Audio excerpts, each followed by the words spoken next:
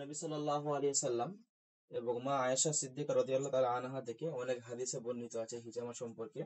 এমনকি আহ, জিবরাইল আমিন জিবরাইল আমিন তিনি নবীকে এসে বলছেন, ইয়া রাসূলুল্লাহ, ইয়া হাবিবাল্লাহ, আপনি হিজামা করুন এবং আপনার উম্মতদেরকে হিজামা করার কথা বলুন। এছাড়াও আপনার একাধিক হাদিস রয়েছে, একাধিক, একটা দুটো না।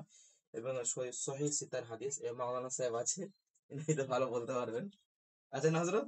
জি হ্যাঁ জি, অনেক হাদিস আছে আলহামদুলিল্লাহ। তো সেই তুলনায় আলহামদুলিল্লাহ আমাদের সবের ফায়দা। এবং আপনারা হিজামা করুন। হিজামা মূলত আমাদের কি করা হয় এটা আপনাদের সামনে ইনশাআল্লাহ দেখাবো, আপনারা অবশ্যই দেখেন।